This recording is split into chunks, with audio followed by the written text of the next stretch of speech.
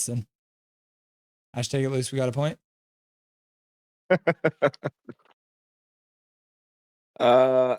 Weird deployment by Tocchet on the shootout, but who am I to judge? I would have gone with maybe Ratu, who had a very hot hand tonight. Also forcing him to change so quickly in overtime after he was out there for face-off duty. Just, that dinosaur stuff where you don't let your young guys flourish. Also, Lekermacki on his shootout attempt looked like he was thinking too much because clearly he's been told to curb his swagger a little bit. I was worried that was coming after the interview with Demko and him saying he would need to speak to him about twirling his stick, but that's the type of confidence that you want in your young players. And it just looked like he was thinking about that when he picked up the puck and almost bobbled it and didn't have nearly as effective as a shootout attempt as he did in New Jersey. Just a really tough way to give up the extra point there. Silver lining, it is an Eastern opponent. The downside is it doesn't really help us in the wild card race. We're still now 4 points behind St. Louis, so we are going to need some help from them falling back, but pretty frustrating. Who got trotted out there for that shootout?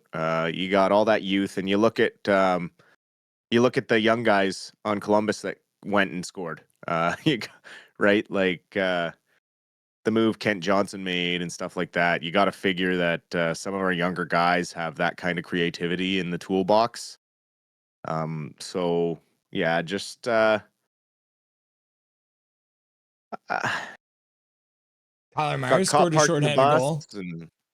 Pardon? Tyler Myers scored a shorthanded goal. Yeah, that was beautiful. But the top two lines had real tough time defensively tonight. Top two lines, like quote unquote. Yeah. Bluger had a really rough night in the defensive end. And then Besser, DeBrusk, and Suter also struggled mightily in the defensive end tonight. I really like the chemistry that Ratu, Sherwood, and Joshua line is starting to find. 2 games in a row now. They're really looking effective. Ratu really doing a great job coming in and providing some offense. 2 really good goals tonight at very important times. But again, really frustrating that we can't hold a lead. You know, we're up 3-0 at one point, and then up 5-3 at one point. So, pretty uncharacteristic given the way the Canucks have been defensively. However, Columbus is a very skilled young team with a lot of speed and do this often. This is not uncharacteristic of the Blue Jackets to come from behind and score a lot of goals. They're young.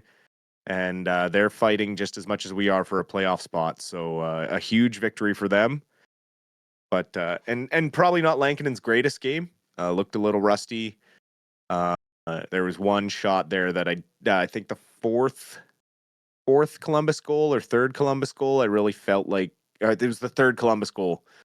I really felt like he saw it all the way and it just kind of beat him. So that was a tough one. Good challenge on the Olivier to get that called back. There's definitely incidental contact there where Lankinen wasn't able to make the save.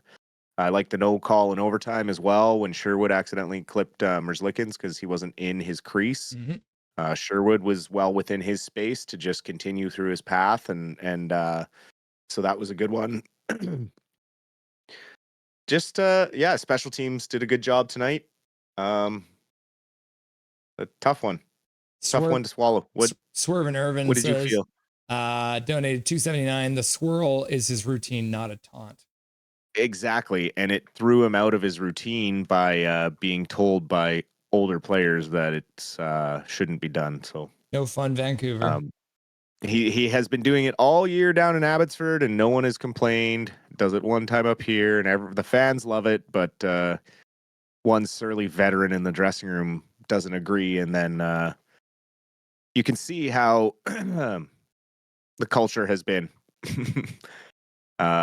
With a comment like that, it rubbed me the wrong way, actually. I didn't like Demko saying it. It came across as very smug and arrogant, and it's exactly what you want to see a rookie doing, having confidence, coming in with that kind of swagger. That's what this team has needed. And to have a goalie who has pretty much not really played all season come out and say that about a young prospect bothered me. Yeah. Hey, Demko, how about you learn to be healthy before you start talking to Lechermacki about his stick twirl? Because crazy thing, he scored after he twirled his stick. So maybe shut the fuck up, Demko, which I don't think I'd ever thought I'd say. But seriously, let the kid do what he's doing. Because it's like you're the guy who has your routines, Demko. You want to suddenly have someone say, oh, change your routine. It's like, no, shut your mouth. Let the kid do what he wants. And that's kind of, it's the same thing. Like, why is Atu Ratu not starting overtime? He's already got 2 goals. He literally is the reason you're in overtime. And then you don't put him out there until you need him for a face-off and then force him to come off right away. Like, you got to be shitting on me. Yeah, I have no clue why the shootout wasn't Besser, Ratu, Lechermacki. Like, it should have been your 3. Honestly, I don't know why they weren't leading off with Lechermacki after the way he scored last game. He should have been the first one in the shootout. Yeah, 3 goals in 2 games. What he was doing trotting DeBrusk out there is beyond me.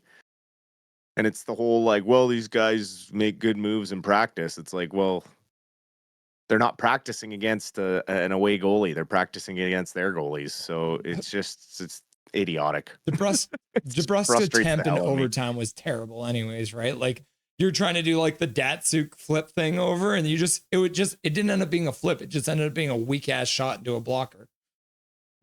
Yeah. I mean, like, I love what Tocchet has brought to this team in terms of structure defensively, but if he truly re-signs as our coach, there needs to be an agreement that someone else gets to pick the offensive coordination, and it needs to be someone he's going to listen to, because he clearly, him and Yogi clearly don't have it figured out. And they get real lucky a lot of the time. Yeah. So now with that loss, the Vancouver Canucks are going to require St. Louis to lose 2 games for them to be able to catch them, because now we are, like you said, 4 points behind, only 1 game in hand. So we need St. Louis to lose at least 2, and that would mean that the Vancouver Canucks would also have to win every single game for the rest of the year. That is the one overtime loss they can have. They cannot have any more overtime losses. They can maybe have 1 loss, but for the last 9 games, they essentially need to go 8-1, or they're not going to make the playoffs with the way that St. Louis is playing. Does St. Louis keep up this pace? It's hard to say. I mean, injuries can change things so quickly in this league, but you never know what can happen on any night. I mean, it's just, we saw Brad Marchand play in a Panthers jersey tonight for the first time. And so crazy things are happening all over the league. All right, Dustin, this might be the hardest one ever. 3 stars of the game. That's what she said. Yeah. 7-6 shootout win for Columbus. What is the 3 stars? Oh man. Do you want a little hint? They're all 3 Columbus players. Yeah, I'm just gonna say they're all Blue Jackets. It's a 7-6 game, right? And then all Columbus, because who cares about the Canucks, right? So we're gonna go with Boone Jenner. Mm-hmm. Old Bruce Jenner. Dante Fabro. Yeah. And Matthew Olivier. Booyah. You got it. Boone Jenner gets the 1st star for having 2 pucks bounced off of him into the net. So good job by Boone Jenner, right? And then Fabro's unreal, so I have no problem with that. But Olivier, are you effing kidding me? That goon, right? Like, unbelievable that's the, and then, yeah, it's not like the Canucks had a bunch of guys who had a bunch of goals. It's not like Ratu had 2 goals, right? Like, Pia Suter has 3 assists. Kiefer Sherwood has 3 assists, right? Yeah. Yeah. And then even Quinn Hughes with the 2 assists as well, right? But no, of course, yeah, not a single Vancouver Canucks deserves to be in the top 3 best of the game tonight, I No. guess. No. They lost. They suck. All of them. Yeah. Fire the coach, fire the GM, trade them all to Quebec. I mean, like, the one thing that is promising, like, looking at it, is if some of these guys from Abbotsford can fill a lot of the holes next season, we can save a lot of money in the cap world and allow us to position better for some of these contracts, like Quinn Hughes extension and stuff like that. So that's one thing that has been really good out of this, forcing to let them play, and really that Ratu Carlson doing a really good job right now of filling in and doing the things they've been asked. Carlson with a tough penalty. Fantilli was with a good move on him in the neutral zone there and got his stick tied up, and yeah, that was the one power play goal they managed to get. But other than that, pretty clean game. Kiefer Sherwood up to 18 assists so far this year. Might be able to still get up to that 20 goal mark as well. Then Pius Suter also hitting the 20 assist mark. So he's got 3 assists tonight, 18, 19, and 20. So Pius Suter now has over 20 goals and 20 assists. How much do you think it's going to cost to re-sign that gentleman? It won't be cheap. I mean, It won't be he's the cheap. He'll number have a one lot of center, right? suitors. He'll have a lot of suitors on July 1st. A lot of suitors for Suter. For the PPU? Yeah, but the more he scores, the more offense he puts up, the higher the price goes. So of the 2 UFAs, it's hard because Besser is starting to show more signs of being a more dynamic player. However, do I trust that he can consistently be that player? It's tough because you compare the type of money that he's asking for, $8 million, and we talked about Bo Horvat last game, and he makes $8.5 million, and he has had 4 straight 30-goal seasons. Brock Besser has 1 season where he scored 40 goals. Yeah. And has never scored 30 goals in any other season in his NHL career. So tell me how in the market, when you see other players and their production, how it's not an emotional response by a lot of fans, thinking he deserves a certain amount of money just because of the loyalty he's given to the team. Don't get me wrong. Brock Besser has the ability to be an elite scorer in the NHL, but he needs an elite playmaker beside him to do that, having their best year. So that's where it's like, you look at the second half of this game. Yeah, I praised Brock in the first intermission, and he had one really great back check in overtime. He finally did it. Third time, he finally got it. But in between all of that, the second period, third period, really poor play in his own end defensively. And then also not being able to drive the play down to the other end of the ice.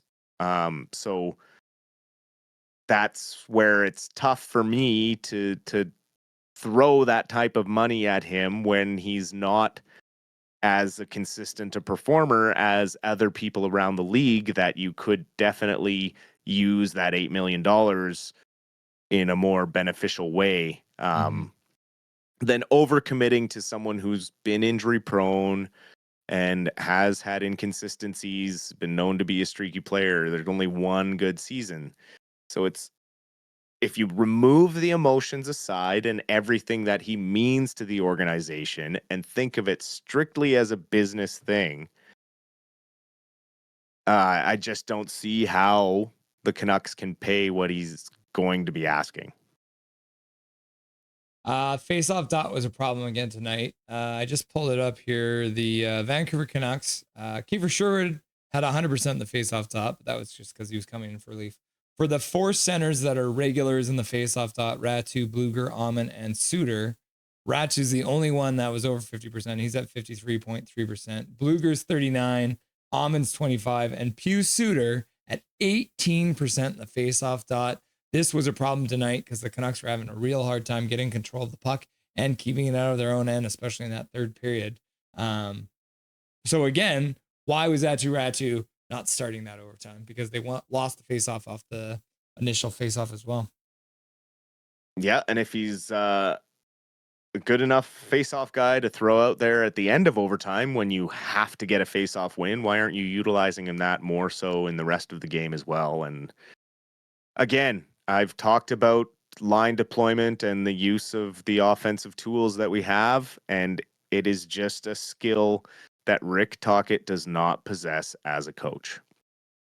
It is what it is. Like, I get what he has done, and I get that he did win the Jack Adams last year, but I think a lot of that had to do with some overhang from the offensive teachings from Boudreau.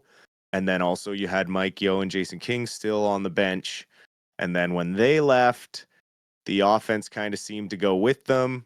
Tocchet promoted from within, a guy who's never really coached at the NHL level. He's been a skills development guy. Like, it's just, it's the, there's a guy, actually, an account on Twitter. His name's Sapster. And he does a ton of actual breakdown of the statistics of Tocchet's coaching, all from also in Arizona, and his past downfalls when it comes to offense, and just the deployment and things and the statistics and the numbers. And it's just the offensive numbers don't lie. And it's really difficult to continue to defend him as a coach when that's such an important part of a championship team, is being able to get those goals in overtime when you really need them, regardless of what player personnel you have at your disposal. You need to find a way to maximize the skill sets of the ones you have left. Is this the guy you're talking about? Sapster? Yes. Yeah. Yeah, so everyone can see it on screen if you want to check him out. But yeah, he does a lot of breakdown of Tocchet's coaching and the power play and percentages, and you'll see what I've kind of been harping at all year. He does a good job of putting it into numbers and statistics, whereas I'm better at kind of talking out what I feel like Tocchet's shortfalls are. So would you say, I'm a people person, I work with the people? Something like that, yeah. The Vancouver Canucks lose in a shootout, putting even more pressure on them to win a lot more games moving forward. We got the Winnipeg Jets on Sunday, a nooner. What does Canucks Logic say about that game? Tough one. The last time we played them, we still had PD and Höglander in the lineup. A very depleted lineup. It is going to be David versus Goliath type of game. It's one thing to trot into New Jersey, New York, and Columbus with 5 AHLers in your lineup. It's another thing to walk into Winnipeg like that. Can't have the defensive breakdowns like we had tonight. Ehlers and Connor will eat us alive with their speed. So yeah, it's going to have to be 100% from everybody. No mistakes. Demko is going to have to be at his best. And we'll see. It might be one of those ones where the Canucks have to hope for a goalie steal. Maybe they win the game, 2-1 or something like that. But it's definitely going to be an important one to stay focused and keep Winnipeg to the outside Don't force it, and they will have to capitalize on the one or two mistakes that the Jets hopefully make. If you're in charge, are you making a lineup changes for the Canucks with the players that are available? Mancini and Sasson were both sitting in the sidelines tonight. Yeah, I think Carlson's due for a game off. He did have a good game tonight, but I think again, I like giving the young guys a couple and then taking them out because they're not used to this. These are intense games. These are important games, and it's a heavy workload. I'd like to see Sasson come in and be able to provide a little help at center as well when needed, um, and maybe get the Bluger line shuffled up a bit because that line really looked real bad tonight defensively.